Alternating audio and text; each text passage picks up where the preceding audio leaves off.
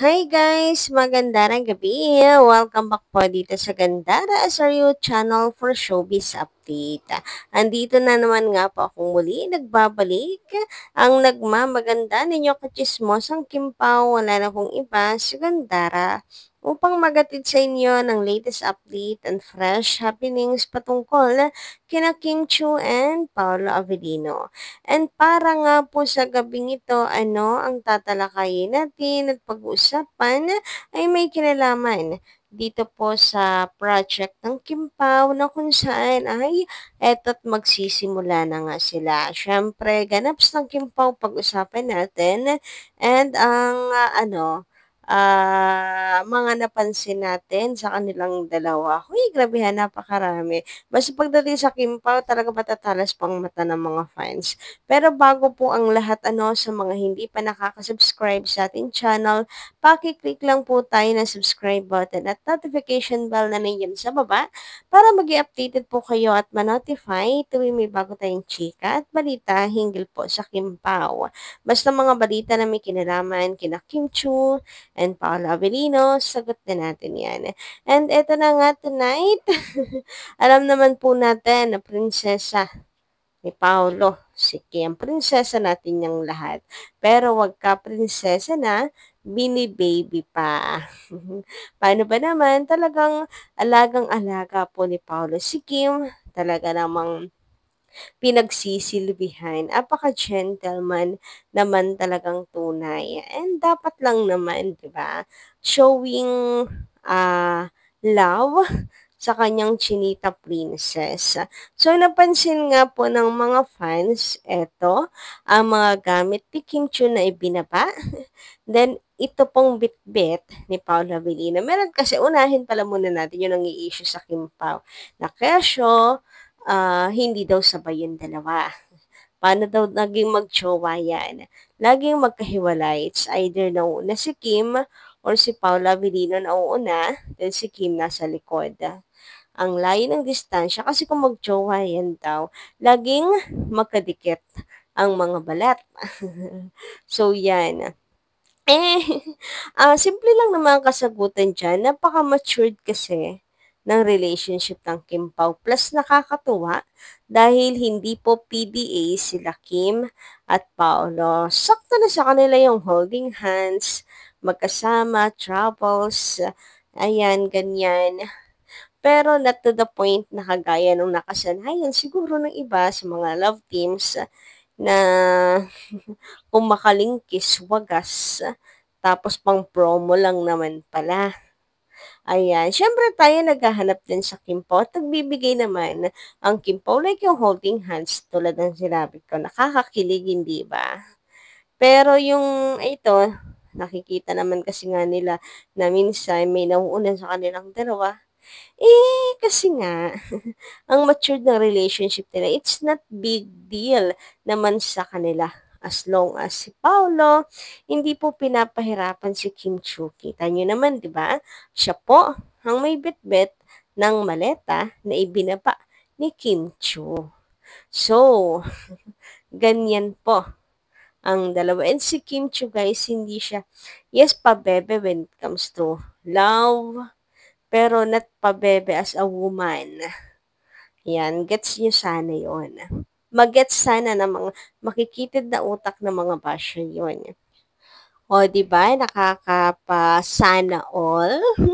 Sana all King Chu. May taga-bitbit. Sana all mahal na mahal. Sana all tinuturing na prinsesa, bini-baby pa.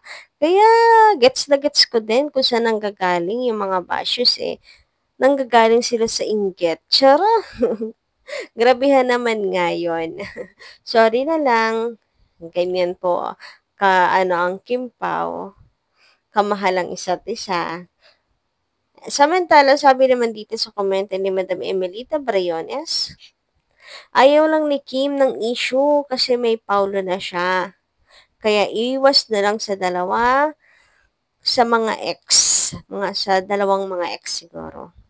Para walang pag-usapan, ganun nila kamahal ang isa't isa, kusang iwas na lang. May point kay dyan, Madam Emelita Brayones, di ba? hindi naman siguro masamang magpahinga rin si Kim Chiu.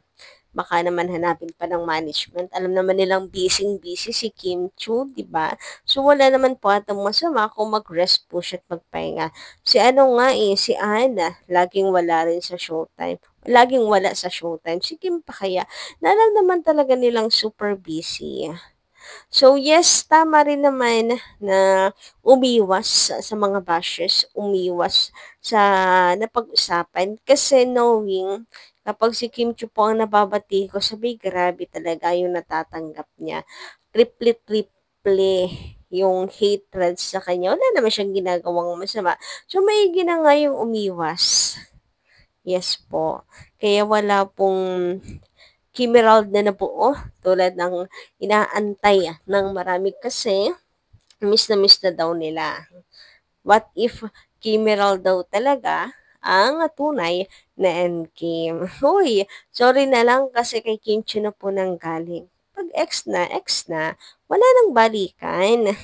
Doon pa lang basag na yung sinasabi nila, what if silang dalawa ang Kimerald talaga ang magkatuluyan sa tunay na buhay. Samantala, sabi naman dito ni Madam Helenita Catalasan, good evening, Gandara. Iba ang boses. Nina po, iba yung boses ko? Siguro kasi sa mic, nasira yung mic natin nung nakaraan. Medyo bago to. Baka naninibago lang kayo.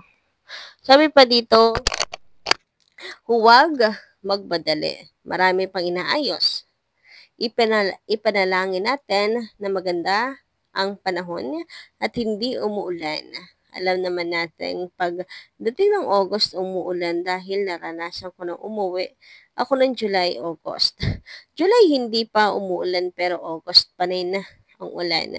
Kung nasa Cebu ng staff, inihintay lang nila ang go signal para maumpisahan na ang teleserye.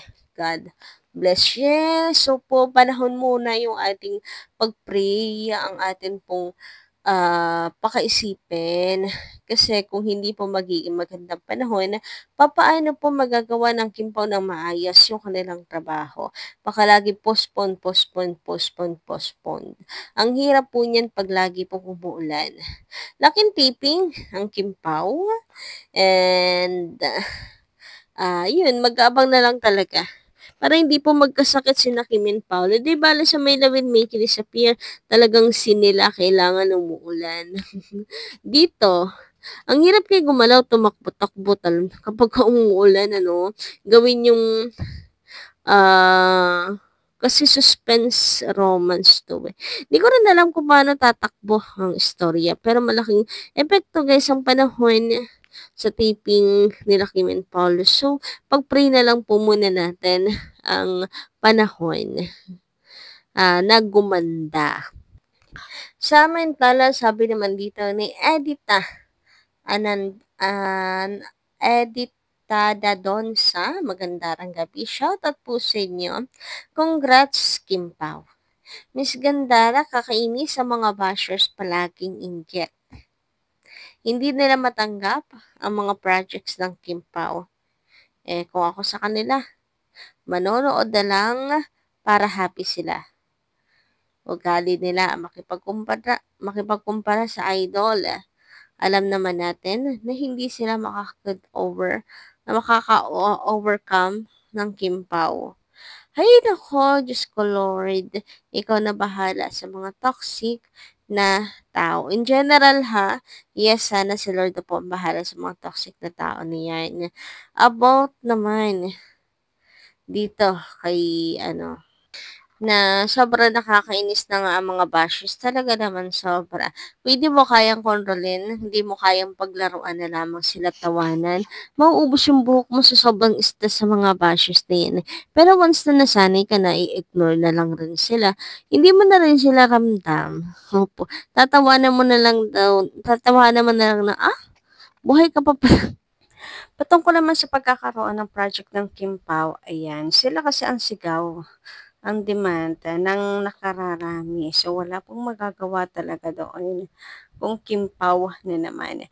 Anyway guys, hanggang dito lang muna ang aking pong update. Thank you so much po sa inyong pakikinig. Kita-kits po tayo sa mga susunod ko pong balita. Maraming salamat.